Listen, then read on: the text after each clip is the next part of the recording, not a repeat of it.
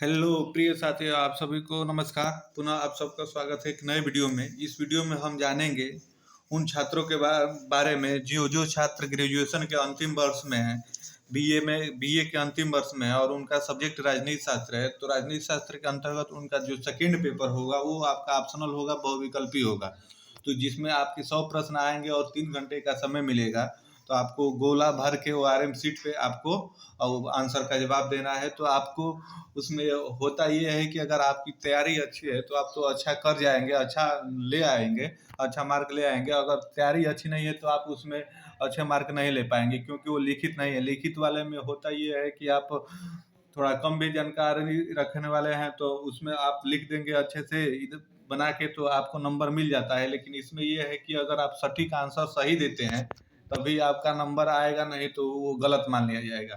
तो उसी श्रेणी में हमने जो वीडियो की श्रेणी चला रखी है राजनीतिक शास्त्र के बहुविकल्पी पेपरों के लिए, तो उन्हें उसी वीडियो की श्रेणी की अगली वीडियो है, तो जो आपके लिए काफ़ी मददगार साबित होगी। आप देखेंगे परीक्षाएं में बैठने वाले हैं अगर राजनीतिक शास्त्र के, तो आप देखेंगे कि इनमें से आपको अमूमन प्रश्न देखने को मिलेंगे, हूबहू प्रश्न इसमें से आपको देखने को मिलेंगे। तो हम जो आनंद सीरीज आती है, आनंद प्रकाशन की जो सीरीज आती है, उसी का एनालिसिस कर रहे हैं, जिससे भी आपको पता चल जाए कि किस प्रकार के प्रश्न आते हैं। तो आइए प्रश्नों को देखते हैं और आप प्रश्नों को सावधानी से ध्यान से देखते हुए चलेंगे, क्योंकि आपकी परीक्षाओं के लिए काफ़ी महत्वपूर्ण साबित होंगे।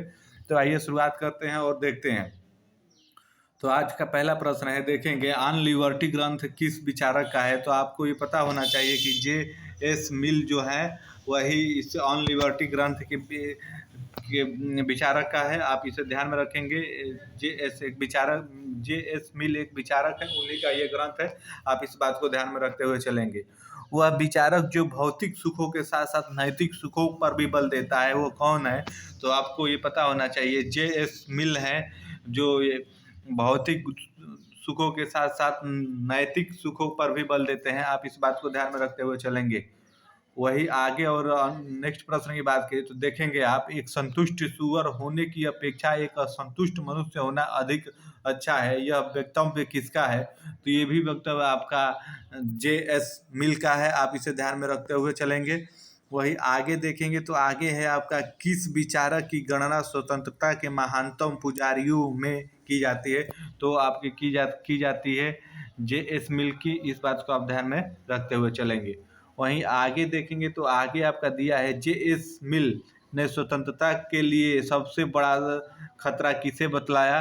तो आपको बताया, बहुमत को बताया। आप इस बात को ध्यान में रखते हुए चलेंगे। वही आगे देखेंगे, आगे प्रश्न दिया है, J.S. मिल निम्नांकित में से किसके लिए प्रसिद्ध है। तो वो प्रसिद्ध है आपके विचार एवं अभिव्यक्ति की स्वतंत्रता के लिए। आप इस बात को ध्यान में रखते हुए चलेंगे। वही आगे देखेंगे तो J.S. मिल निम्नांकित में से किसका समर्थन नहीं करता है। तो आपका नहीं करता है सार्वभौमिक वयस्क मताधिकार का समर्थन नहीं करता है। इस बात को आप ध्यान में रखते हुए आगे चलेंगे। वही आगे बात करें हम तो मिल का जन्म कब हुआ था। आप इस बात को ध्यान रखेंगे तो हुआ था आपका 1806 में। इस बात को ध्यान में रखते हुए आप चलेंगे। ये काफ़ी सारे के सारे प्रश्न काफ़ी महत्वपूर्ण है। अगर प्रश्नों को आप एक बार सरसरी निगाह से भी देख लेते हैं तो आप परीक्षा में बैठेंगे तो आपको अगर थोड़ा सा भी ध्यान में आएगा तो आप आसानी से कर ले जाएंगे। तो इसलिए वीडियो को बिना स्किप किए हुए अच्छे से समझे और अच्छे से एक बार कम से कम तो देख ही ले। आइए आगे देखते हैं। आगे देखेंगे तो आगे प्रश्न है आपका, मिल की प्रसिद्ध कृति यूटिलिटेरियनिज्म का प्रकाशन कब किया गया था। तो वो किया गया था आपका देखेंगे 1861 में। इस बात को आप ध्यान में रखते हुए चलेंगे। उनकी एक पुस्तक है जिनका प्रकाशन 1861 में किया गया। इस बात को ध्यान रखेंगे। मिल अपने दर्शन में उपयोगितावाद की जगह किस विचारधारा को स्थान दिया है। तो व्यक्तिवाद को स्थान दिया है। इस बात को आप ध्यान में रखते हुए चलेंगे। वही आगे देखिए, अपने समय में मिल ने किस देश के लिए लोकतंत्र को उपयुक्त नहीं माना है। तो वो भारत के लिए उपयुक्त नहीं माना है। इस बात को ध्यान रखेंगे। वही आगे देखेंगे तो आगे प्रश्न है आपका, मिल किस तरह के व्यक्तियों को मताधिकार की अनुमति देता है। तो वो आपके शिक्षित व्यक्तियों को अनुमति देता है। इस बात का आप ध्यान रखेंगे। वही मिल की अंतिम कृति कब प्रकाशित की गई थी। तो आपकी 1910 में की गई थी। इसको ध्यान में रखेंगे। वहीं आगे देखेंगे तो आगे है आपका निम्नलिखित में से किस विद्वान द्वारा महिलाओं को मताधिकार प्रदान करने की वकालत की गई है, तो मिल के द्वारा की गई है, ये बात भी आप ध्यान रखेंगे। सुदृढ़ विश्वास रखने वाले एक व्यक्ति 99 पूर्ण स्वार्थी व्यक्तियों के समान सामाजिक शक्ति रखता है, यह कथन किसका है, तो ये भी आपका मिल का है। आप इस बात को ध्यान में रखते हुए चलेंगे।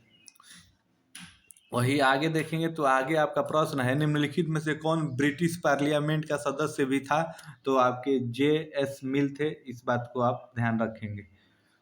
वही आगे के प्रश्न की बात की जाए तो आगे का प्रश्न है, इस बात को मैं कभी स्वीकार नहीं कर सकता कि किसी ऐसे व्यक्ति को मताधिकार प्राप्त हो जो लिखना पढ़ना और सामान्य गणित भी न जानता हो, यह कथन किसका है, तो ये भी है आपका JS मिल का, इस बात को आप ध्यान में रखते हुए चलेंगे।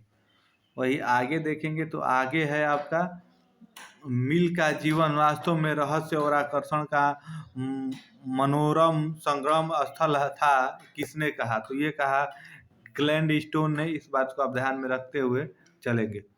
वही आगे देखेंगे मिल की मृत्यु कब हुई, तो आपका 1873 में उनकी मृत्यु हो गई, इसको ये काफ़ी महत्वपूर्ण है, आप इसको ध्यान में रखेंगे।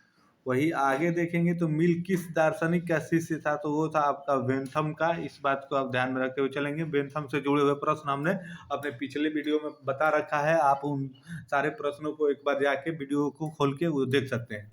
वही बेंथम के उपयोगितावाद में किसने संशोधन किया है, तो वो किया है आपका जॉन स्टुअर्ट मिल ने किया है, आप इस बात को ध्यान रखेंगे। वही आगे देखेंगे तो आगे देखेंगे ऑन लिबर्टी के रचना की है किसने, तो ये मिल ने की है, JS मिल ने, इस बात को ध्यान में। मिल एक विलक्षण लोकतंत्रवादी थे, यह विचार है मिल का है, आप इसे ध्यान में रखते हुए चलेंगे।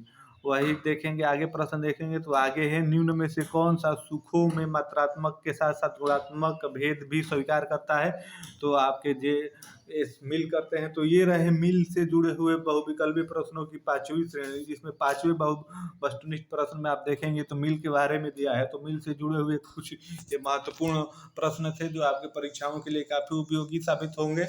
आशा है आपको वीडियो पसंद आई होगी, प्रश्न अच्छे लगे होंगे। तो अगर वीडियो पसंद आई हो तो प्लीज़ वीडियो को लाइक करिएगा, चैनल को सब्सक्राइब करिएगा। आप सभी को धन्यवाद।